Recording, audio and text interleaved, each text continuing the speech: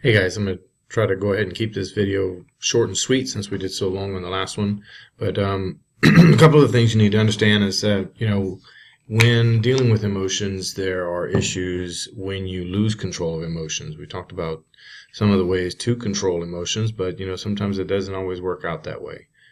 So some of the things that you see are depression, eating disorders, withdrawal from others, harming oneself, and breakdowns or suicide. Um, so those are some of the common issues that occur when someone loses control of their emotions. So let's take a look at some of the things that are emotional events, meaning things that sometimes will encourage or cause emotions to occur in your life. Moving to a new area, changing a family member, a change in your family, meaning, maybe a mom and dad get remarried, getting a new job, joining a sports team, a lot of stress there, a lot of deal with that. New times, constraints, death of a loved one, job loss, family problems, divorce, money problems, problems with drugs, problem with alcohol, problems at school. Those are all things that we all deal with, and so those are just some of the events. And I'm not going to harp on that. I think you understand what we're getting at here. Emotions. When dealing with emotions, they can lead to stress. Stress is simply a mental or an emotional strain on the body. Now, if you think about what that says, it's saying that something in the brain is now causing a strain on the body. So it's psychosomatic. You don't need to know that word, but what it means is that your body is responding to something in your brain. So you can get sick because of stress. You can lose weight because of stress.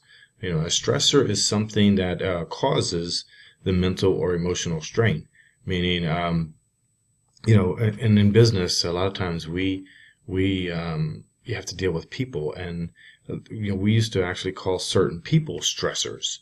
It was just you would work with this individual, and it was always drama. It was all they were a stressor, and unfortunately, those are the kind of people that you don't want to work with. So you try to work them out of your business, and you try to work those kind of people out of your lives a lot of times too. Sometimes that's not always an option. Okay, so taking a look at that. Here's some of the effects that occur in the human body because of stress. Some of the physical effects: high blood pressure, aches and pains, change in appetite, upset stomach, headaches, extreme sweating, extreme tiredness, insomnia, nausea, weight loss, weight gain, illness.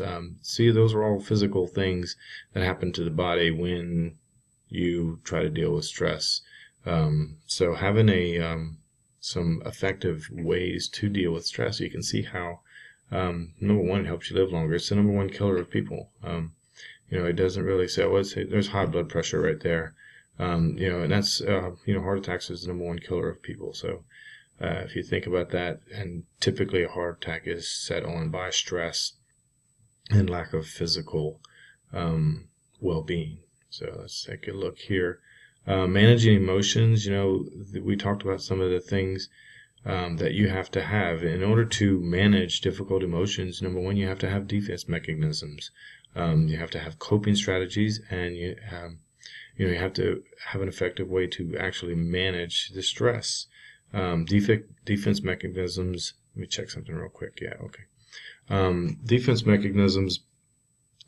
Those are going to be things how you initially respond to things.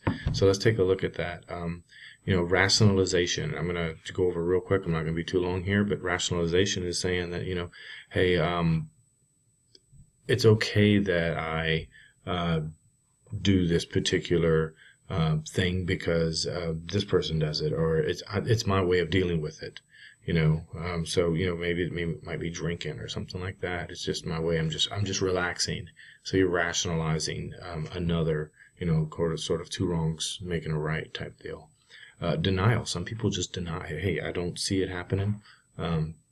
This happens a lot in family situations. They just turn the other cheek. You look away. You don't want to accept what's really happening.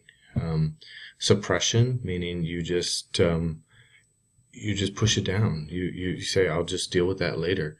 I'll suppress it. I'll, you know, it's maybe not that big of a deal. So you just push it down, you push it away from your conscious thoughts, from your everyday, from dealing with the actual situation. A little bit different than denial. Denial means that you don't really accept that it's happening. Suppression means you see it happening, you just don't want to deal with it.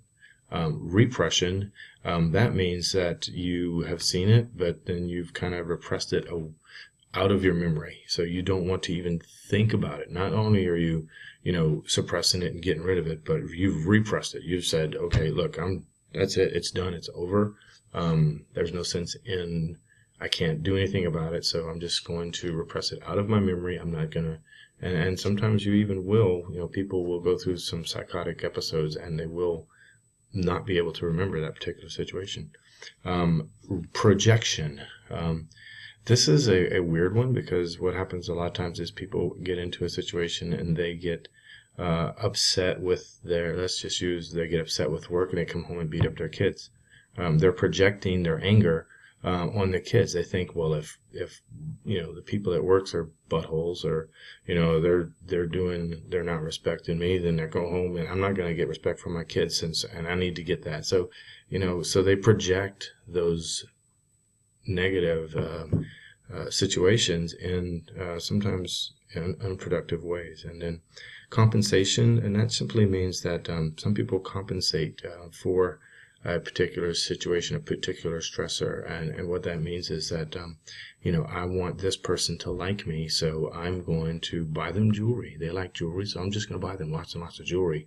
I'm compensating for maybe the feelings that I'm not giving them the support or the emotions that they're looking for. So I'll give them some jewelry or some flowers and things like that, and hopefully that'll make it better. It's a Band-Aid fix, but hope you understand what I'm getting at that point right there. Okay, so that's it for today. We will talk a little more about this tomorrow.